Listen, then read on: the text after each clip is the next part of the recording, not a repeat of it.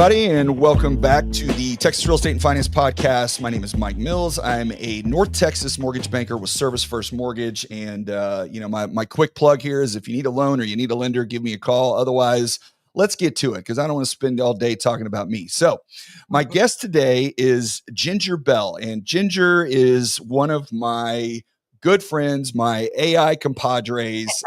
We've been working together and talking together about this stuff for quite a while. She was, I was introduced to using AI right when it came out. I was one of the first users on the chat, playing around with it, but I didn't really understand the power of it and what it was capable of and how to actually use it until I met Ginger. And then Ginger kind of blew my mind on a course she had built on how to use ChatGPT and all of its features. And I went through that entire course and just soaked it all in. And so anytime I really want to get into the weeds on this stuff and kind of figure out where we're at, as an industry, Ginger is always my go-to. So I like having her on every couple of months just because she always has new things going on and new ideas and new epiphanies that are hitting us these days. And so I really wanted to chat with her. So Ginger, how you doing today?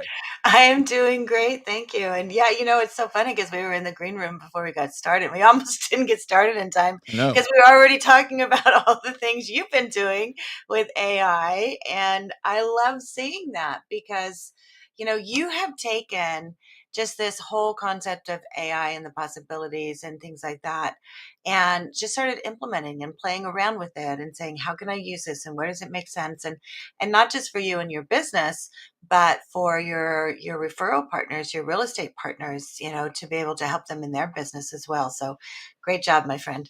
Yeah, well, my kids joke with me or make fun of me because they say chat is my best friend. Like I don't have any friends other than chat. And so, because I use it literally for everything. If I have my gate breaks and I need to figure out how the wiring works, I ask chat. If my condenser goes down at the Hotworks studio that we bought recently and I have to figure out how to rewire that, I ask chat. If I need to figure out what seed to put on my yard so it quits burning up in the summer, I ask chat. So it really has, and I've got my wife, she's fully on board now too. So, we don't use Google really anymore. We just use chat and It's not perfect. It doesn't have all of the, it's not a perfect system, but I tell you what, I will say it saved me a lot of money just because you would be surprised at the things that you would hire, somebody to come out and work on, even at your home or in your yard or with your kids or, fitness trainers or whatever.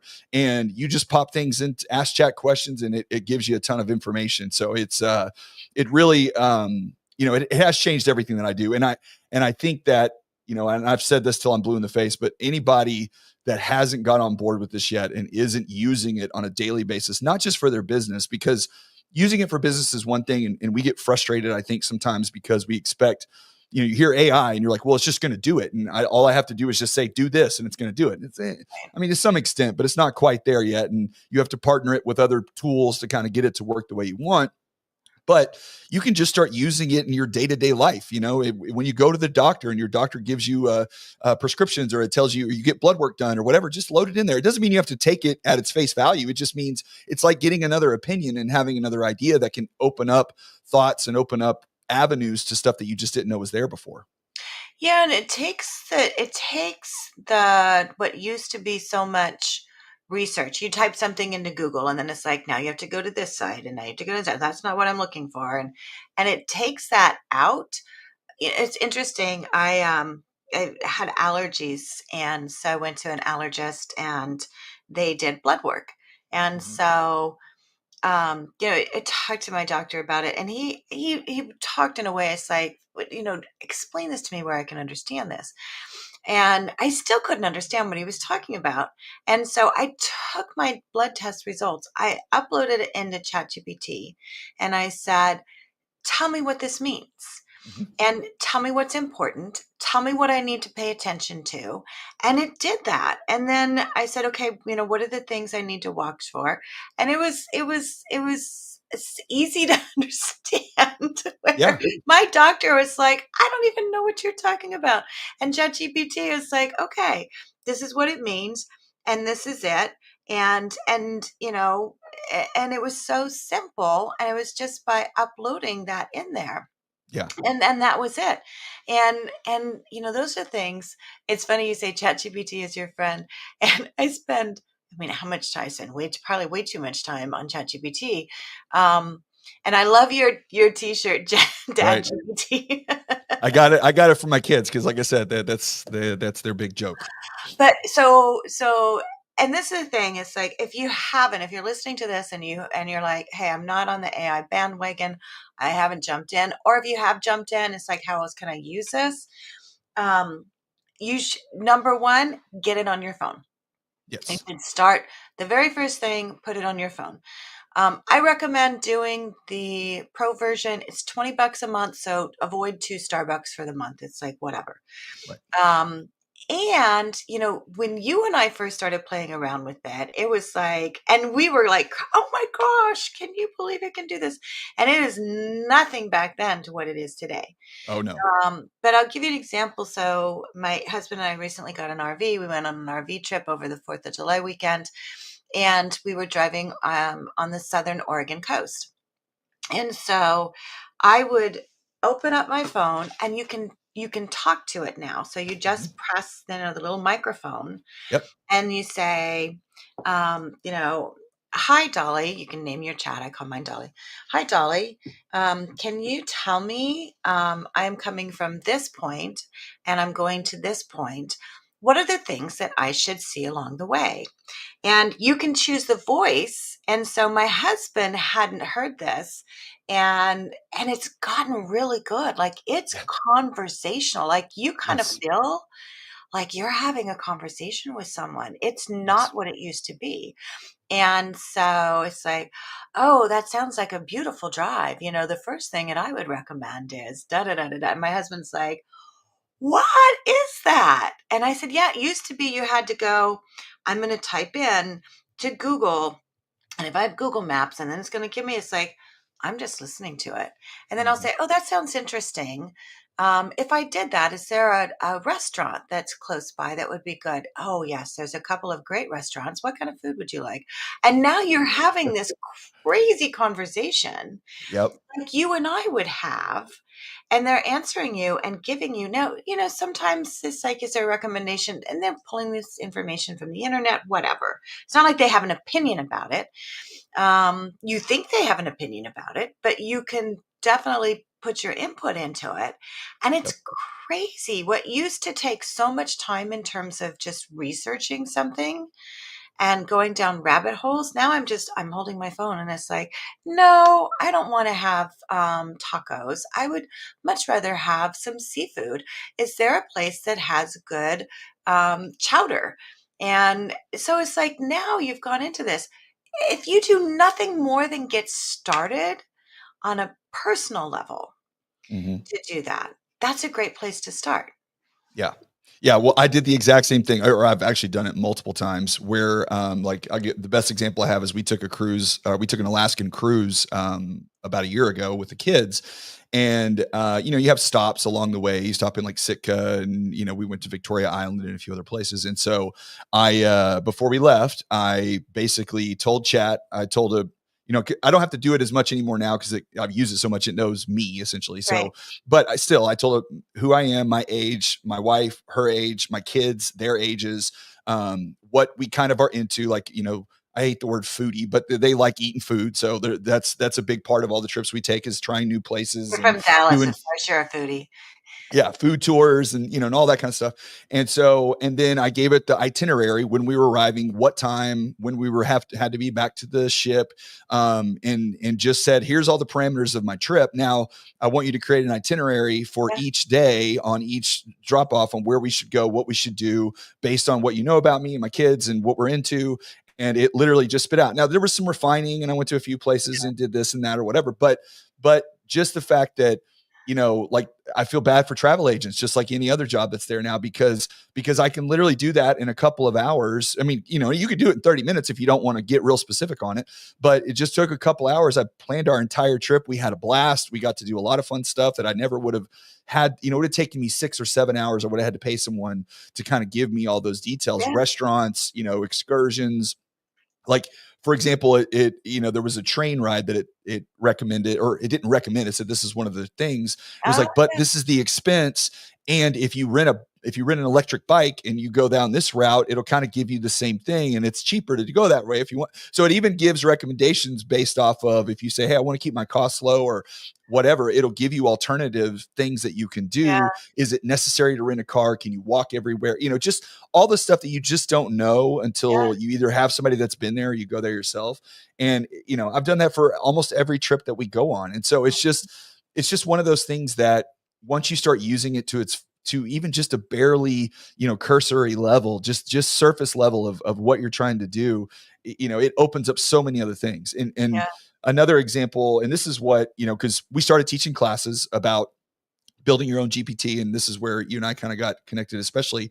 But one of the things that I tell the classes that I go to now, and this has helped me in so many different ways, is we go to a lot of conferences and meetings because of our industry. We, talk to real estate, or, right, go sit and listen to Barry Habib and all these guys talk about the market, whatever. So when I went to the conference with you when we did NAMB last year, one of the things that I did when I was there is every session that I sat in on, instead of having a pen and paper and taking notes, yeah, I opened up chat and I just started typing. I would tell it, hey, this is stream of consciousness. I'm just typing in what I'm thinking in my notes. So it doesn't respond every single time. I just want to say, hey, look, just keep this until I ask you to do something with it. right, And I just was typing in, they would say this and I would think this. Sometimes I would write in what they said. Sometimes I would take a picture of the screen, whatever. But I'm taking my notes. Well, at the end of that, then I come up and I tell Chad, okay, give me a summary of my notes, give me action items, things that I want to do. What's a good schedule to put this on so I can make sure I implement it, all that kind of stuff. Whereas in the past, we would all go to those events and we would sit there for 3 hours, write a bunch of stuff down and have all these great ideas. Then we would go have lunch or have dinner and wake up the next day and forget all about it. yeah, And then you get back and you've got this, pad of notes, and if you're really disciplined, you might actually go through everything and look at it all. But if you're not, then it just moves by the wayside and you never take action on the stuff that that you intend to. And to me, that's been one of the biggest hacks for all things that I do now is I'll drive and I'll have an idea or something that I'll think of, because we all, you're locked in driving, your brain starts going all over the place. And I'll just make a note. Hey, make a note of this, chat. I need to do this, or make a note of that, chat. I need to do that. And it's helped me be so much more organized and so much more efficient with my time just for those little things. It's been amazing. yeah. So there's so many things. So just let's talk about notes for a minute. And I've started adding this into because I do a lot of speaking events. And it's funny, I'm doing a for leadership workshop for a client in October. And it's an interactive session with, it's all these different things we're doing. And I said, we're going to record the whole event and then provide you with the notes and the action items for, your regionals to take away and do. Right. And so there's an app called Cocoa Note. Okay. And Cocoa Note. And if you're looking, so here's the other thing, and I'm going to do an absolutely shameless plug here. We have a website we created, aibeehive.com, and it's a directory. And I made this, I was probably started it about the time that you and I started working on a lot of the AI stuff, because I was doing a lot of speaking on AI. And then people was like, what was that you were talking about? And I would, send them an email. And I had one day, honestly, Mike, I probably had like 10 emails in one day. It's like, hey, what was this? What was that? It's like, okay, I'm just putting it into a directory. Yeah. So go to AI Beehive. We're adding a ton of new stuff on there, but that's there, Cocoa Note. Yeah. And so if I find something new, you can use that. So Cocoa Note, it's on your phone. There's other apps too you can get that are actually like a lapel recorder that records everything. Okay. And I just spoke at an event in Atlanta, and one of the speakers, he had that on and it was recording, and then it will put it into the cloud. And then when he's done, it'll give him his notes and everything. And so he can learn from the less sessions that he did, where to Add improve and on. Yeah. follow up. But Cocoa Note, a lot of students are using it, and it'll record their professor's lecture, and then it'll give them what they need to study Wow. and what they need to and test questions and things like that. And so when I saw that, someone had shared with me, it's like, that'd be great. You go to a conference. How many times do you go to a conference and you're taking notes? You did, great. I'm going to open it up. I'm going to, add my notes in there. Now you don't even have to do that. All you have to do is open your phone, hit record. It records the whole thing, and then it'll give you a summary. And if you want it to do the action items, then it'll do the action items as well. Yeah. And so those are the kind of things, it's like finding those places in your life where you can use that to be able to streamline some of the things. And you're doing a lot of that. You have created your own custom GPTs, which was part of the course that I wrote, Yep. is how do you create a custom GPT? I have GPTs, I call them agents, for every single one of my clients. I have Yep. it for every single one of my projects. And you can teach it to do the things that, especially repetitive things, Mhm. to do that. And I know you're doing that in a lot of your business and helping out your real estate agents do it as well. Yeah. Yeah. Yeah. And like I said, the thing that I really used it for, because the notes part is great as far as like recording stuff and bringing it back. But I think there's a difference between what somebody else is saying, right? And what you are thinking in relation to what they're saying, right? How that impacts what their statement is and how that impacts you, right? Because somebody say, I don't can't think of an example, but just they'll make a statement about somewhere where the market is right now. We're seeing first time home buyers, or we're seeing dissipate, and we're seeing more investors or whatever. So that's a statement of fact and what's happening. And so you have that down, but really and truly you're going, what does that mean to me? Like, what is it what am I going to do with that information? Right. What can I take that and implement that into my business? And so for me, that's been the biggest help, because I have ideas and thoughts that just roll through my brain nonstop all the time.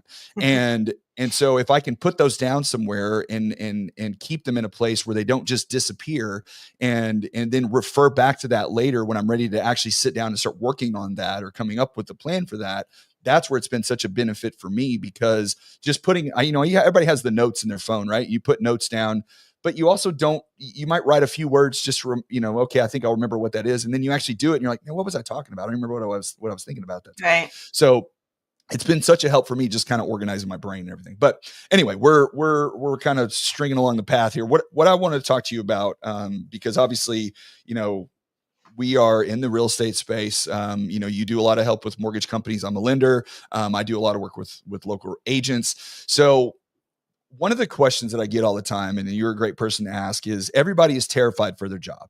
Like, I'm personally a little concerned about, because we have a lot of documentation, a lot of process that's on our side of the thing.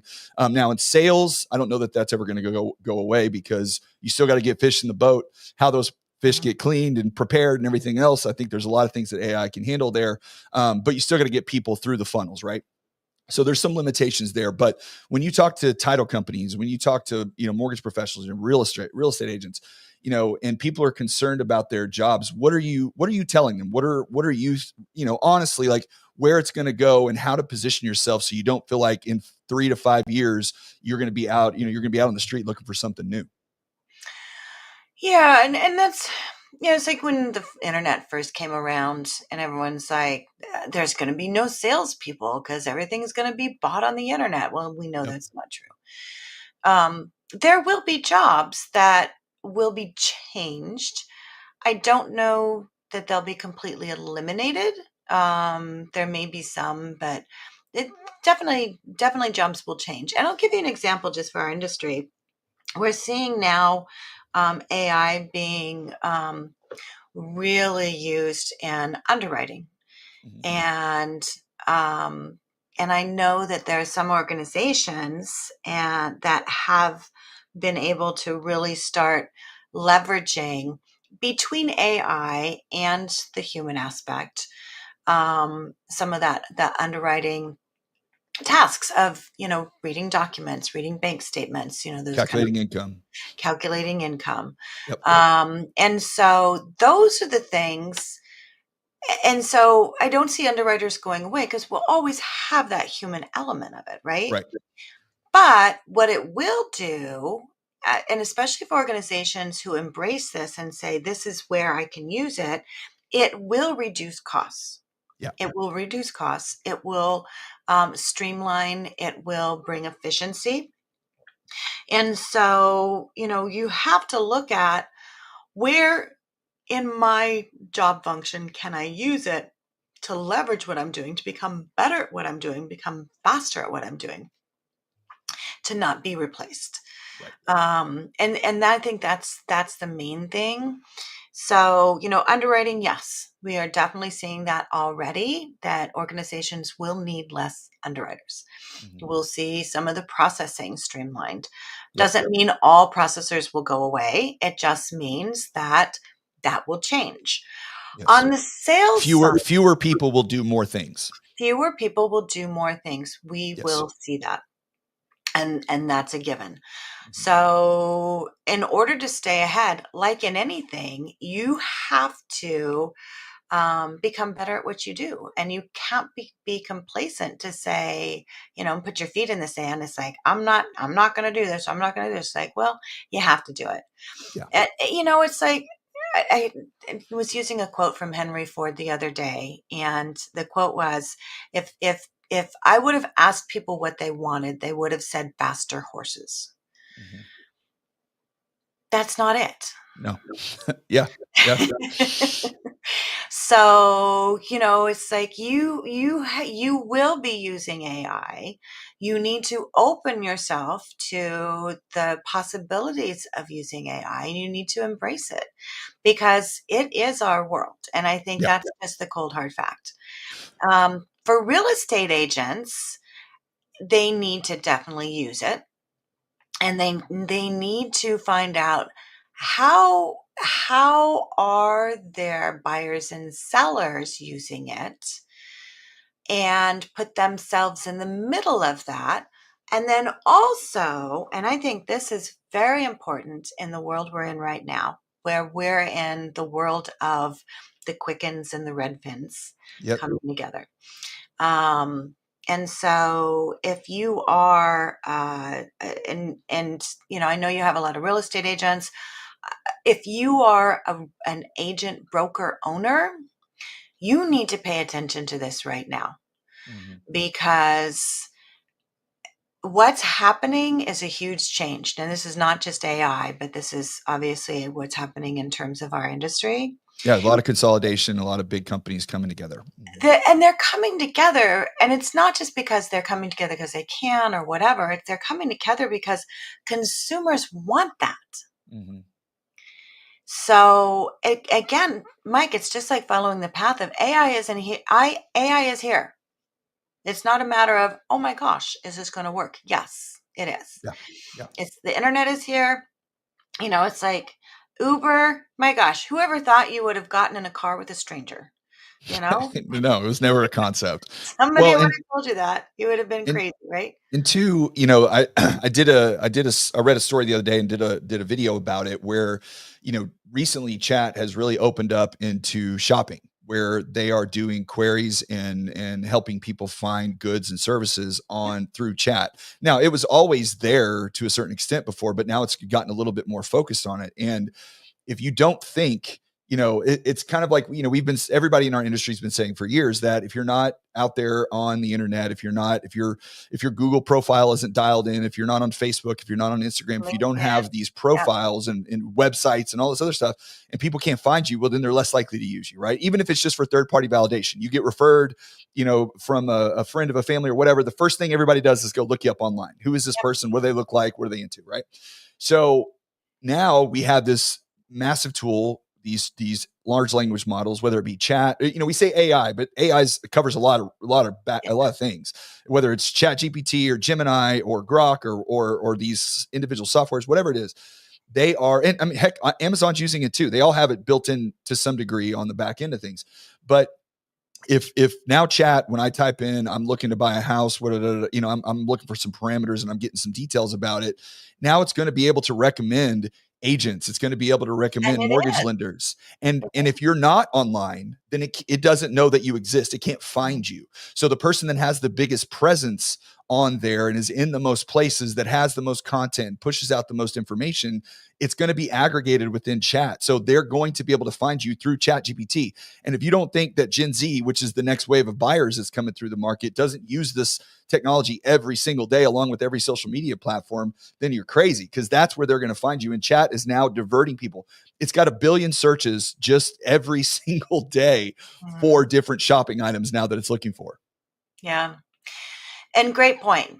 The whole idea is, yes, you've always had to have an online presence. Having that online presence is very important, but also you need to start using ChatGPT, because it's the ChatGPT. It's a large language model. It is collecting all the information.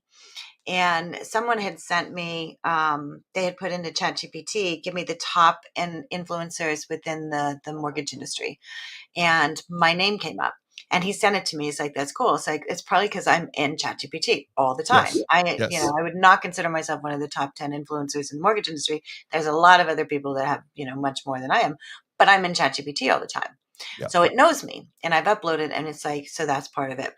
The other thing, to your point of, being able to compete with the Quicken and Redfins, and the larger, organizations that are out there, and will continue. This is not the first. We'll see it again. You have to lean into who you are on a local level. Yeah. And especially for our real estate agents, because you are more hyper local than this, you can obviously lend in a variety of cities, states, as opposed to real estate. But real estate agents, you have to, Gary Vaynerchuk has always said this, be the mayor of your own town. And so as a real estate agent, you need to be out there doing videos talking about, hey, living in, Austin, Texas, Dallas, Texas, Irvine, Texas, wherever you're at, and have a presence about that.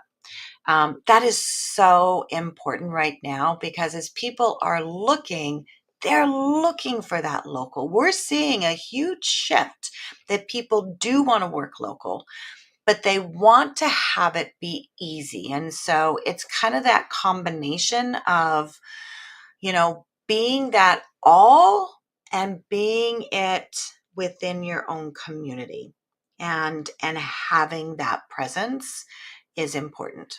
Yeah.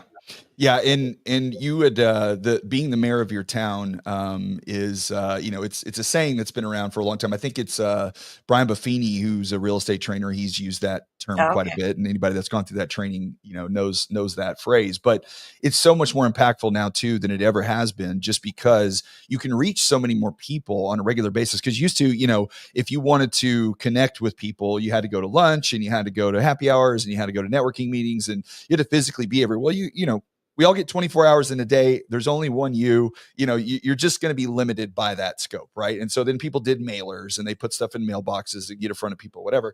And so, nowadays you say, okay, well, you can do a mailer, to a certain zip code, and it's going to cost you X amount of dollars to do that. And you're going to get 2%, return rate on that, or 1%.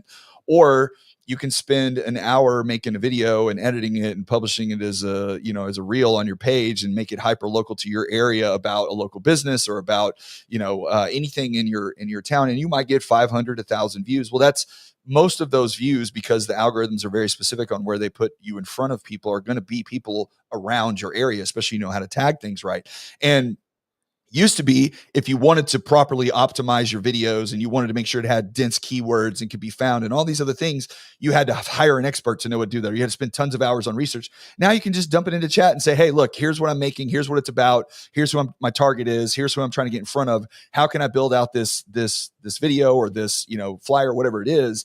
And then properly, stack it with keywords to make sure that the people that I'm trying to reach find it. And oh, by the way, I'm going to build a Google ad or a Facebook ad along with that. And I need to know who to target, where I want my market set up. So there used to be consultants on this that would get paid thousands of dollars, to do this stuff for you. And now you have a tool that costs you $20 a month and it'll take you 30 minutes to put it together that can do the exact same thing. And yet you still have a ton of people that are either they're scared of it, or they don't want to, they don't trust it, which, I can understand that a little bit, or they're just trying to stay away because they're so nervous about not knowing how to use it because they don't have the confidence to be able to, put it into action. And that's where it goes back to what we were saying earlier, is like, you have to start somewhere and just use it on a simple day-to-day basis in your personal life, and you'll start to really feel the impact of it. And then the opportunities for your business will just explode in your mind, because you're like, oh, I could do so many things with it. Exactly. Now, I wanted to get into some specifics, because one of the things that you're great about is you're always kind of on the edge of the tools that are available. And again, going back to when we say AI, people kind of roll their eyes because it's like, what are you talking about specifically? It's just like this all encompassing thing. When the reality is, and this is one of the things that I learned from you too, is, AI isn't, what do they call it? Skynet and Terminator. Like, it hasn't taken over the world. That we know of. It isn't going to soon, supposedly. So then most of what AI tools are now are very specific to specific tasks, and they do very specific things. There are AI software that can do voice cloning. There's AI software that can generate avatars. There's AI software that can do research on sales in your area and help you build out your market analysis for a house for a new listing. All of these things that are very specific tools. So what are you seeing out there in the market that you think? You mentioned the Cocoa Note earlier, but what else are you seeing out there? What other tools do you think that are very beneficial and very helpful, that people could use to implement in their business? So a couple of things. Most recently, and I review, probably a good 5 to 6 different new AI apps a week. Mhm. And they're always changing. One of my favorites right now is called Hey Jen. Familiar? And Hey Jen has been around for a while. It's an avatar. So they have an avatar. You can create your own avatar. That's not great yet, but they do have some good avatars in there. And with the avatar, you can upload a script, and it will record the script. And so if you want to, let's say, for example, you want to, start a Facebook group in your area. And I'm going to use, some years ago, I had a client in Austin who had brand new loan officers, and they were just out of college, hadn't even gotten into the industry yet.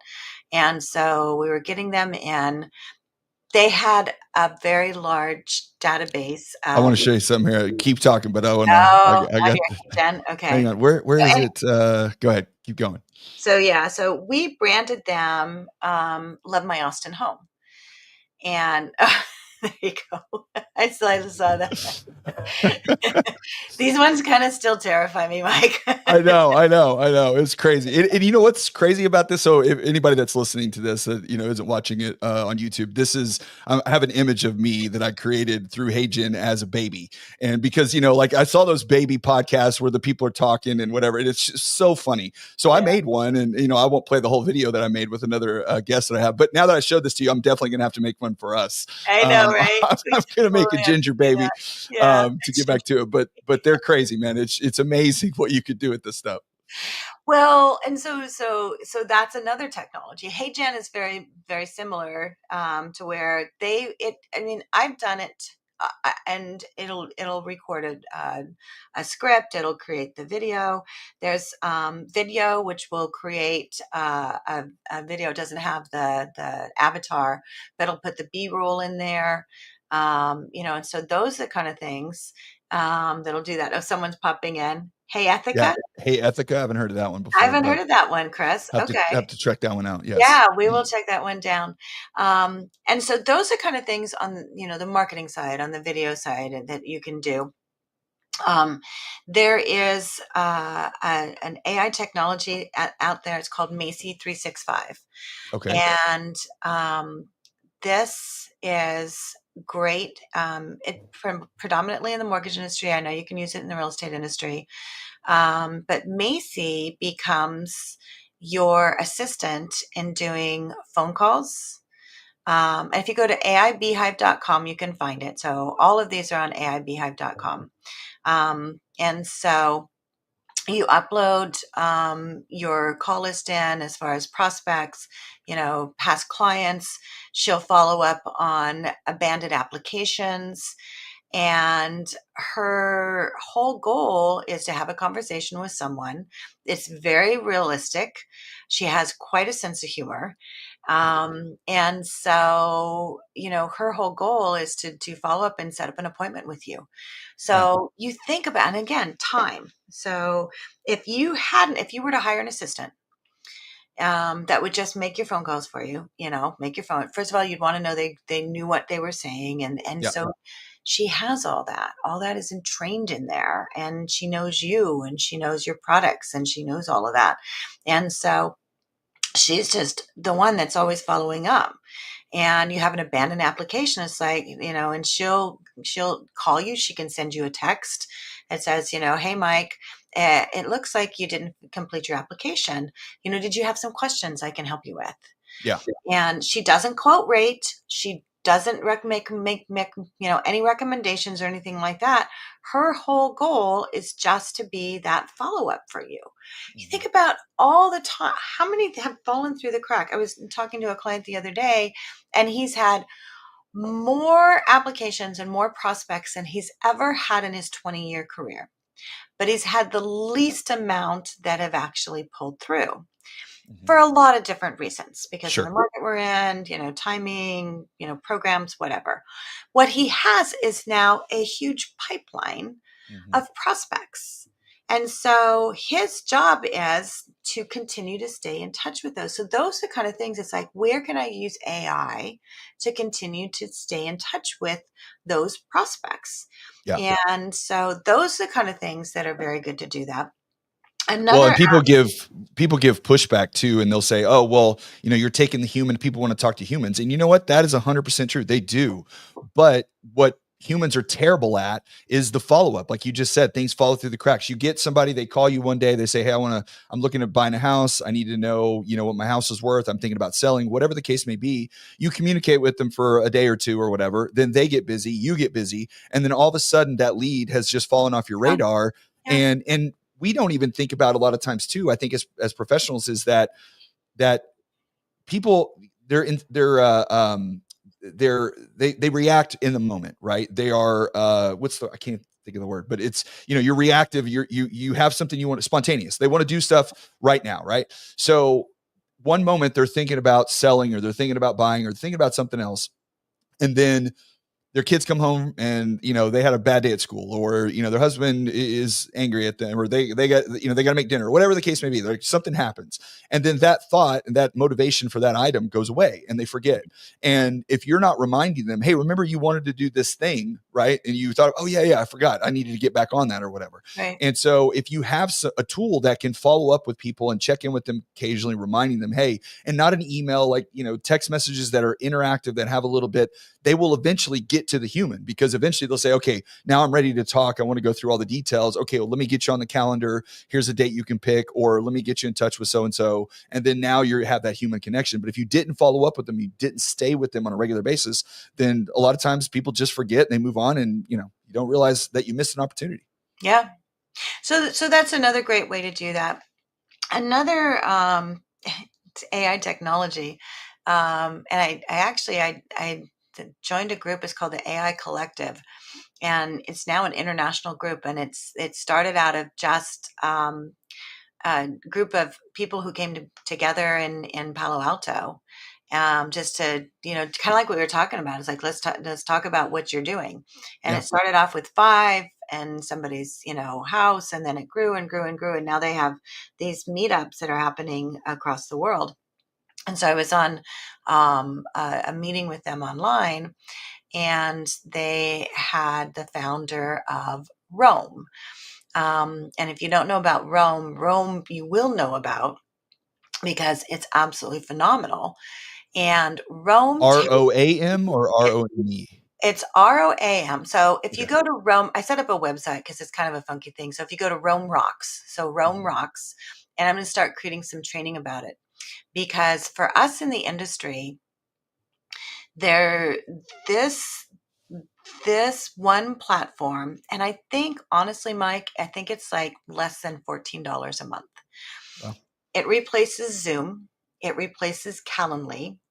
It Okay, I have heard of this. replaces Yes. Descript. Mhm. You can set up different rooms for just your real estate agents. And so when they have a buyer, they can come into their own room. You can like I can add you to mine and you could like knock on my door. It's like having your a virtual office Okay. that we all Oh, can be wow. part of. And then they just released last week an AI assistant that is part of it. So the AI assistant becomes part of your account in your business, and it can connect with, especially if you're an organization, with everybody's calendars. And so, say we're having a meeting and we have some action items we want to do, then you can, say, okay, and you name your assistant. So you say, hey, Jessica, um, I want to follow up with Mike on the application that we just took, and send the items that he needs to upload. And so they will take the meeting that's recorded. They'll give a summary. It'll automatically give you a summary of that meeting that you recorded, that the borrower was on, and it'll send an email to them. Here's the things that we need, and it'll say, and set up a follow-up meeting on my calendar, and it'll set all of that up for you automatically. Wow. I mean, it's crazy, super brilliant, love it. I'm just starting in to get to know it. And then the other thing, it replaces your go-to webinars or your Zoom webinars, and it has a theater. So now you can do even bigger meetings to where you want to do your lunch and learns or your Right. borrow education or things like that. The other thing it has is you can record your screen, and it'll record you up in a little corner of your screen. And so you could explain a loan estimate for someone. It'll record a video, and then you send them a copy of that video. Oh, wow. Kind of like Loom, like a It's version of like Loom. Loom. Yeah, Yeah. it's just like a version of Loom. And then it also can create like your Slack. So if you have, Slack messages that you're doing with a group or things like that, it combines all of that into one. Wow. So, and those are the kind of things, those are the tools when you look at expanding beyond what you're doing with ChatGPT. Those are the things that can change what you're Mhm. doing. Prudent AI is another great tool in the industry, which has automated the reading of tax returns, documents, things like that. And so Okay. that's where we've seen a lot of the time saving within that. And so those are things, when we first started out getting into AI in 2023, we said, okay, this is really cool. Now, over the past 2 years, we've seen organizations really taken what OpenAI did for us in sharing this. And that's the whole idea, is by what they did in opening this up, it allowed other very creative people, people way above my pay grade, Mhm. um, to start developing and creating a lot of these tools. And so that's why we're seeing this now. Mhm. And so those are the things, you know, listen to podcasts like what you're doing. I'm starting a podcast, AI Beehive podcast. We'll have our first episode out next week. If you're listening to this, it'll be on July 16th. Is our first one. And I have Paul Gelati, who is I think I can't remember his title, but he's with Prudent AI, and that's going to be our Mhm. very first one. So Wow. these are things, as far as, let's start looking at these. These are the things, these are the tools you want to bring into your business. These Yeah. are the things that will streamline your organization. So looking beyond that, okay, this is what I can do with ChatGPT, but what can I do to be able to, streamline things with something like Rome? And if you go to Rome Rocks, you can find some information there. I'm creating videos for it and training videos, Mhm. because when I saw that, it's like, do you know how much we can use this in our industry? And Yeah. I had a call with them they've already actually um, been talking to some people. They do have clients within the mortgage industry. So yeah, so lots of fun things happening. Yeah. I mean, well, and that's things like that are game changers for the small guy, because when we go back to what we were talking about with the Redfins and the Quickens and, these big conglomerates like coming together and really kind of, I don't want to say they're trying to squash the small guy, but I mean, kind of are, and consumers are going to, they have billions of dollars to put behind these things and technology that they can build, and they can create proprietary stuff. But big organ big organizations still move slowly, right? They still have to take a while to get there. It's turning the Titanic. It takes time. But when you're small, if you're a small real estate brokerage or you're a small lender company, whatever, you can take these tools. You can't build to compete. Like if you think that you're going to hire an AI guru and you're going to build out your own proprietary software, good luck. You're going to be so far behind the curve, it ain't going to happen. Yeah. But you can take these cheap, affordable Right. tools that are already created and implement them into the workflows within your company. And this is going to help you keep up, and not only just keep up, but especially if you then partner that with, like we said earlier, becoming the mayor of your area and really staying in front of as many people as possible. It makes you maneuver quicker. It makes you get in front of more people. It makes your, like you said earlier, it brings your costs down. What used to cost thousands of dollars to get marketing stuff out or prepare. I mean, imagine you could have a weekly meeting with your team and you guys go over, the impacts on the market, what the threats, the possibilities, et cetera, that are all coming through.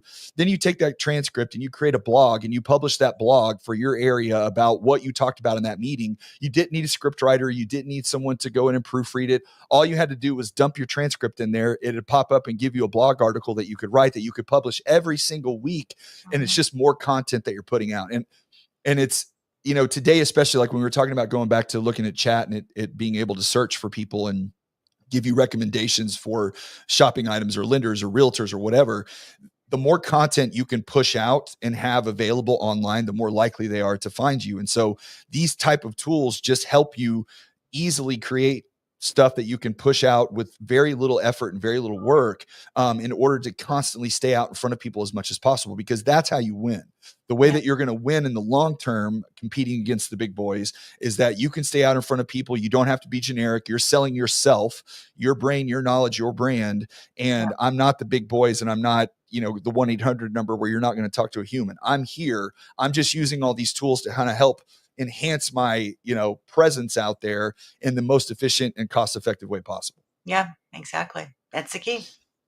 So I want to get into your new role. You just you're out there, you're selling businesses, you're getting hired for consulting. I mean, it's just when it comes to the AI landscape, you are the queen in the mortgage industry. So you just took on a new role with NAMB, the National Association of Mortgage Brokers. So tell me a little bit about that. What how did that come about, and what are you doing for them? Yeah, so that's a very exciting role. I am the growth officer.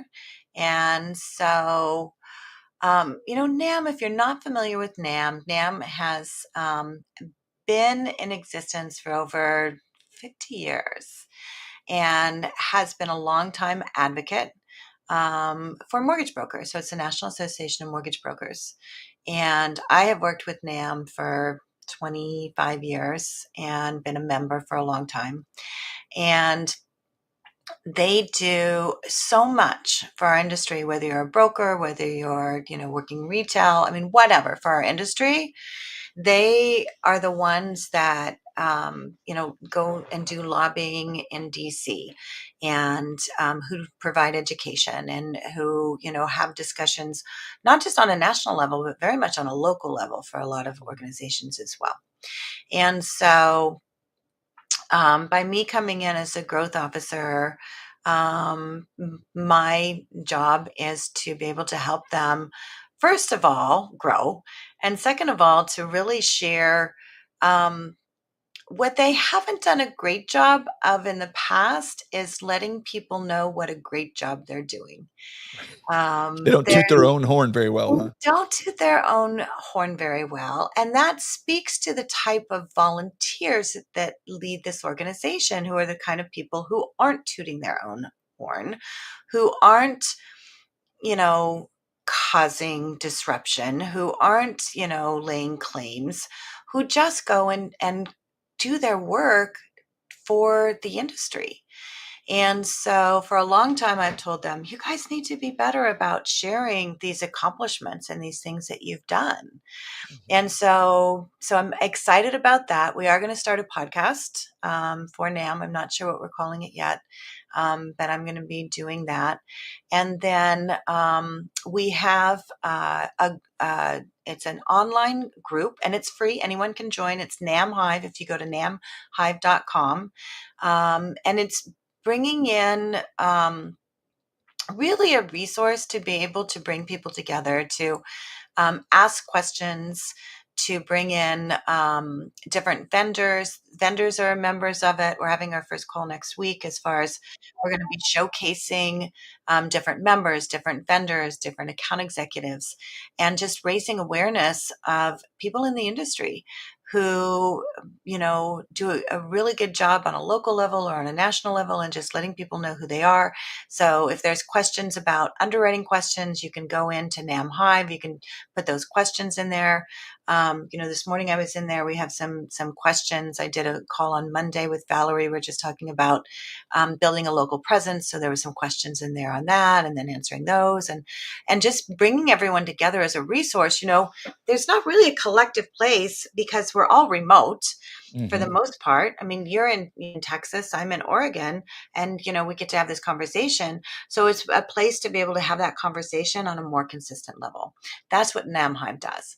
And so that's, bringing that together as well. And then also increasing membership. You know, Everyone needs to be a member of an association in some capacity. If it's MBA, fine. If it's AIM, fine. If it's NAM, fine. It's like, but we are all in this industry together, no matter what role we play. And so it's Yeah. important for us to make sure that our industry stands strong Mhm. and continues to learn and to grow and to thrive. And so being a member of an association, it is our industry. And Yeah. so part of that is raising that. And as you know, you were with me at NAM National last year, and coming together and the things you learned and being able to sit in and have conversations with other people. Those are things that, we need that because it feeds our soul. It also re-energizes us. So getting to Yeah. those events are important as well. Yeah, you got to get your battery recharged often. Yeah. It's an important piece of what we do, especially because sometimes the market can get you down, as Yes. it's been doing for a lot of folks lately. Before we wrap up, I want you to break out your crystal ball, and I want you to, used to I'd say, where's our business going to go in 10 years? But with the way things change and how fast everything moves these days, I think 10 years is too far out. So if you we don't know, nobody knows, right? There's a million ways it could work itself out, but based on what you're seeing now, when you look at what AI is, how it's impacting the real estate industry as a whole, mortgage, title, realtors, et cetera, and then you look at the experience from the consumer side of things, even with the cost of homes, which is astronomical these days, and the amount of home ownership is starting to decline, and our industry is shrinking. There's less agents, there's less loan officers, there's less title companies. It's all coming down. Where do you see our industry in the next 5 years, as far as what's the consumer experience like? What are they going to do when they're ready to buy a home, and how's that going to look, and who's going to be the person that's buying that house? Yeah. A lot of different variables.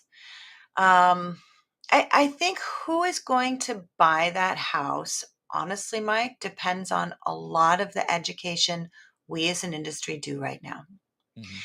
And this is part of that. We have an opportunity right now to have an influence to educate consumers on the importance of homeownership. Mhm. And I think the more you do individually and collectively within your communities and with your sphere of influence to continue the conversation about home ownership, Mhm. then the better off you will be. Because when you look at the conversations that have been happening, it has not been in favor of home ownership.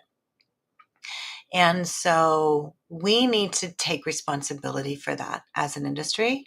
Yeah. And we need to have a dialogue do the education, talk about the planning, all of those things, because at the end of the day, we all know home ownership is powerful, it's beneficial. It's always been beneficial for me.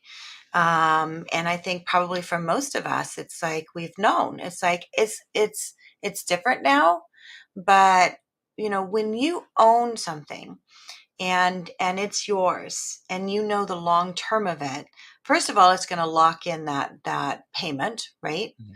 And so that's the other thing. Those are things you need to talk about. I think we need to talk about, kind of where the options are in terms of buying homes. And some of it may be multi generational, some of it may be amongst friends. It looks different now. Some of it may be investment. I have this conversation all the time with my son, who's 31, and his friends as well. We have just helped three of my son's friends buy homes. And so, and they come to us because they know, I'm an educator in it. Mhm. And so it's like, what do you think we should do? So you need to become that person where somebody's going to come to and says, what should we do? Yeah. And I think that's the key. People are going to always be buying homes. And if so, okay, is it investors? Then good. Then do education around investors. Teach them how to become really good landlords. Well, and You that's know, the thing, not to cut you off, but that's the thing that I think as professionals, when we look and see, okay, the first time home buyers are, the oldest they've ever been, they're the smallest section of the market that they've been in a very long time. And so the overall sentiment for the consumer that owning a home is a good thing has really waned a lot because of costs and, everything that comes along with that. And that's unfortunate. But when you look at the share of investors buying real estate and the exactly. people that has gone up, right? You've seen that increase. So when you stand back and just go, okay, so the people whose job it is to make money off of real estate are the ones buying the most real estate. What does that tell you? you know, Listen, somebody's going to own that house. correct. So it's a matter of, are you going to find that person who's going to own that house? And if you are, then you need to have your content and everything that you're doing based around who that buyer is. Yeah. So I think finding out who is that buyer. Is it investors? Yes. And so maybe it is changing that. I mean, the Gen X, the oldest they ever have been, you know what they're interested in? They're interested in good investments. Yes. And I think that's part of what we need to realize. It was what used to be the, picket fence and the house and all that other stuff. That's not there anymore.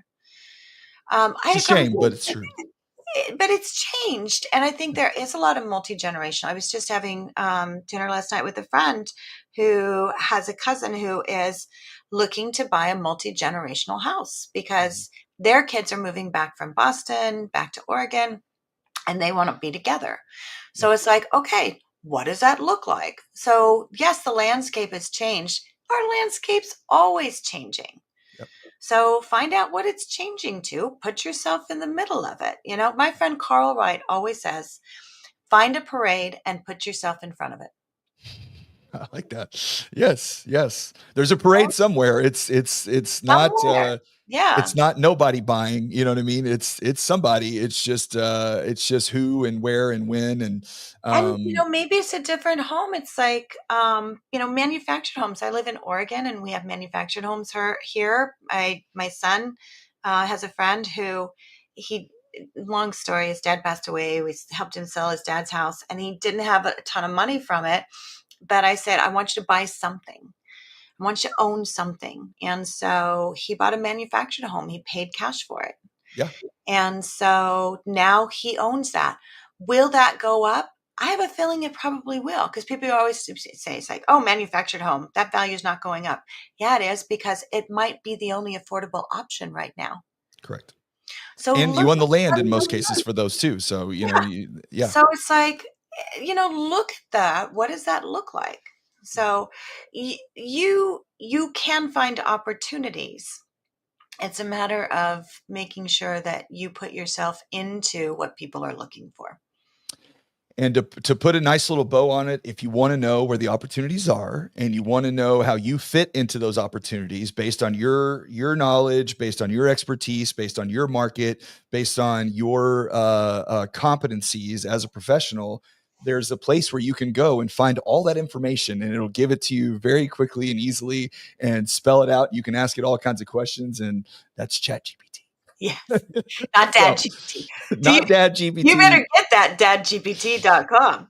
Yes. I don't know. I feel like someone may already have that. They made a t-shirt about it. So, well, Ginger, as always, wealth of knowledge. Love our chats because it helps me learn more and find new ways to kind of innovate with what I'm doing, and then also, it gives hope to people to say, look, it's dark right now. It's tough. Transactions are down. People are leaving the industry. It's a challenge that you're dealing with. It's not the first time our industry's ever had challenges before, by the way. But it's different when you're in it. And so you just have to find new ways to innovate. You have to find new opportunities. You got to make your business more efficient and bring down costs. And the way that you do that is leveraging the technology that's available to you, finding the tools, educating yourself on it so you know how to use it and know where it impacts you, and you can survive. And that's it's everybody's in the same boat right now. It's just a matter of what kind of oar you're paddling with. Some people are still using their hands, and other ones got a motor in there and they're really chugging along. So it just kind of depends on which route you want to go. And if you want to learn about all of this stuff, by the way, Ginger's a great resource. The Beehive, it's what's the website? So it's www.aibeehive.com. So you go to aibeehive.com. It's a directory. You can search there. We have other, resources there. It's a great place to start. It's the AI encyclopedia. So I definitely recommend everybody go check it out. So Ginger, thank you so much. I always appreciate your time. Thank you for hanging out with me for a little bit. We'll see everybody next week. We'll be back. We're still going to talk AI and real estate, but we're going to make sure that you guys are prepared coming out of the summer of 2025, because rates might be coming down a little bit. Market's loosening up. We're in a buyer's market in a lot of places now. So there's a lot of opportunities out there if you know where to look. So everybody have a great weekend, and we will see you next time. Thanks, Ginger. Thank you.